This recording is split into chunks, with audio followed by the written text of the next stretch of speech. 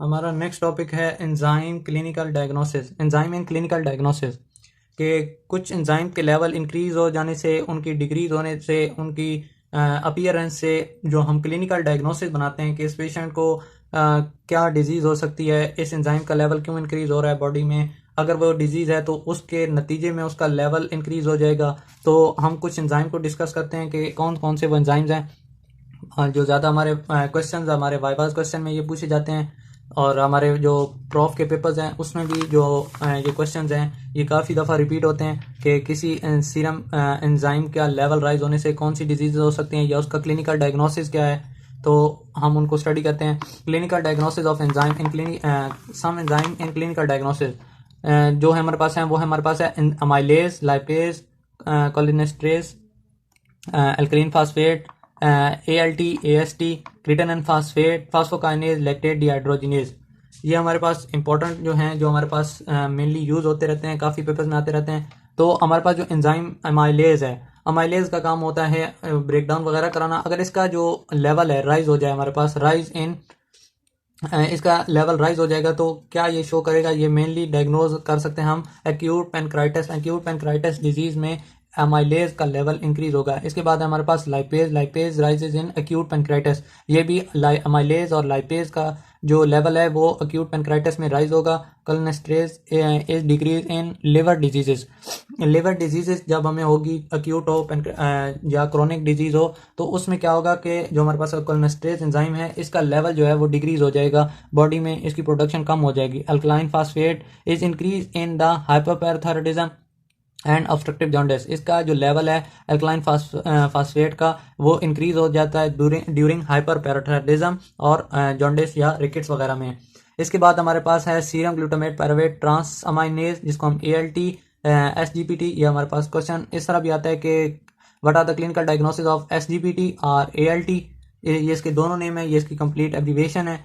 तो SGPT का जो क्लिनिकल डायग्नोसिस है हमारी लैब में वो क्या होता है कि ये हम इस टेस्ट को करते हैं लिवर फंक्शन चेक करने के लिए। तो ये जो ALT है, SGPT एंजाइम जो है ये हमारे लिवर में राइज हो जाता है ड्यूरिंग एक्यूट लिवर डैमेज। अगर हमारे लिवर का एक्यूट डैमेज हो, नॉर्मल डैमेज हो, तो उसमें जो इसका लेवल है वो इंक्रीज हो जाता है। इसके बाद है SGOT, सीरम ग्लूटामेट ऑक्सीडेट ट्रांसअमाइनेज। ये हमारे पास पायरुवेट ट्रांसअमाइनेज होता है और ये ऑक्सिलो एसीटेट ट्रांसअमाइनेज होता है, बाकी सेम है। ये SGOT है और वो SGPT है। PT और OT का फर्क है। इसके बाद इसका जो नेम है वो है AST, एस्पार्टेट ट्रांसअमाइनेज एलानिन ट्रांसअमाइनेज। जो इसका लेवल है, इसका लेवल भी हमारे पास जो है एक्यूट लिवर डैमेज होगा तो उसमें ये राइज हो जाएगा। ये नजर आता है, सीन होता है, but not diagnosis acute myocardial infection. Diagnosis के लिए नहीं है, पर जो मायोकार्डियल इन्फेक्शन अगर होगा तो उसमें इसका लेवल हमें राइज मिलेगा, नजर आएगा। पर ये हमें डायग्नोसिस वगैरह के लिए यूज, इसकी किसी डायग्नोसिस के लिए नहीं यूज होता। कैराटीन फास्फोकाइनेज CP के जो है वो राइज होगा, rise level in diagnosis for the acute myocardial infection. Creatinine phosphokinase का जो लेवल है वो इंक्रीज हो जाएगा during myocardial infection. Lactate dehydrogenase rise level in diagnosis for acute myocardial infection.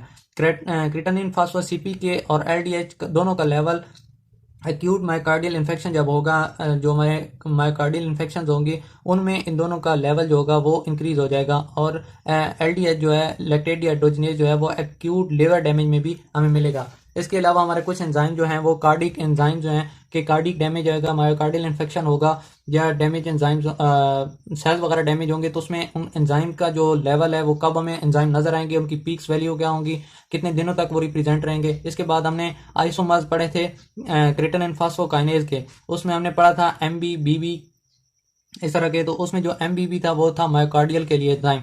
तो जो आइसोमर है CP के क्रिटेनिन फास्फोकाइनेज MB जो है ये हमारे पास मायोकार्डियल इन्फेक्शन के लिए होता है। तो जब मायोकार्डियल इन्फेक्शन होगा ये रिलीज होगा in myocardial infection and peak within 24 and usually fall back to the normal after before 48 our.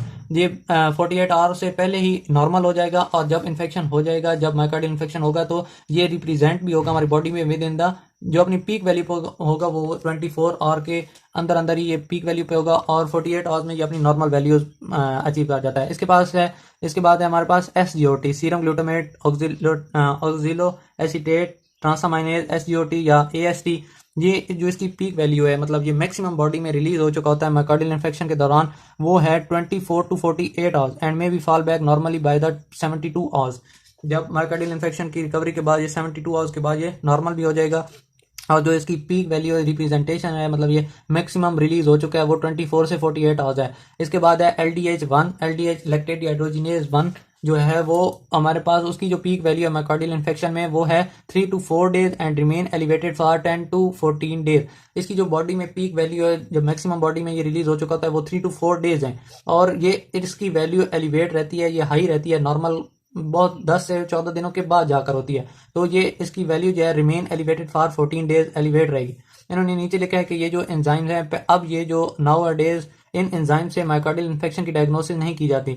Now अब जो हम यूज करते हैं वो ट्रोपोनिन टी और आई जो है, ये जो एंजाइम है, अब इसको हम यूज करते हैं use as the first line of investigation for the diagnosis of myocardial infection.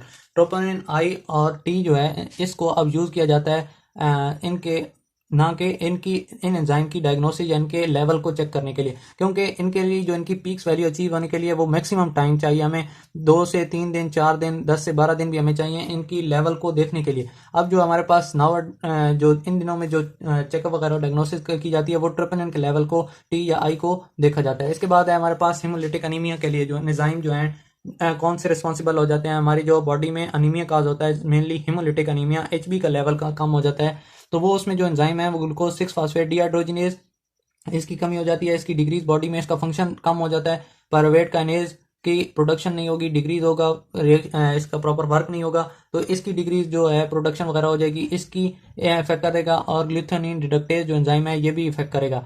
इसके पास एंजाइम जो हमारे पास एज अ मेडिसिन काफ़ी यूज होते हैं फॉर डाइजेस्टिव डिसऑर्डर्स। हमारे जो डाइजेस्टिव एंजाइम में जो डिसऑर्डर्स हैं उनके लिए हमारे पास जो एंजाइम यूज होते हैं वो लाइपेज, प्रोटीनेज, अमाइलेज और पेनक्रिएट। इसके बाद हमारे पास पेप्सिन एंजाइम जो है यूज्ड एज अलोन, इसको अलग से भी यूज किया जा सकता है या along with the dry bile powder, dry bile powder के साथ भी पेप्सिन को यूज किया जा सकता है। उसके अलावा हमारे पास लाइपेज, प्रोटीनेज, अमाइलेज एंजाइम ये भी हैं। इसके बाद है फॉर ब्लड कोगुलेशन, कुछ ब्लड कोगुलेशन को स्टॉप करने के लिए या उसको क्लॉट वगैरह को रिमूव करने के लिए जो एंजाइम यूज किए जाते हैं, urokinase and streptokinase are use for the lysis of blood clot. अगर ज्यादा कहीं खून जम गया है तो उसको रिमूव करने के लिए यूरोकाइनेज और स्ट्रेप्टोकाइनेज जो एंजाइम्स हैं इनको यूज करके उन क्लॉट्स की लाइसिस ब्रेक डाउन करवाई जाती है। और थ्रोम्बिन जो एंजाइम है, प्रोटीन एंजाइम जो है, इसकी इंक्रीजमेंट बॉडी में जो इसको इंक्रीज करवाया जाता है formation of the clot to stop bleeding. बहुत ज्यादा ब्लीड हो जाए तो थ्रोम्बिन जो है इसको एज अ मेडिसिन यूज किया जाता है फॉर ब्लड कोगुलेशन। इसके बाद है कि ब्लड सप्लाई इन टिश्यू को इंक्रीज करने के लिए ब्लड सप्लाई, तो उसके लिए हम यूज करते हैं कैलिकैरिन एंजाइम है जो use for the impairment of the blood supply to direct tissues तक उसकी ब्लड सप्लाई को पहुंचाने के लिए जो एंजाइम यूज होती हैं वो कैलिकैरिन वगैरह एंजाइम्स हो गए।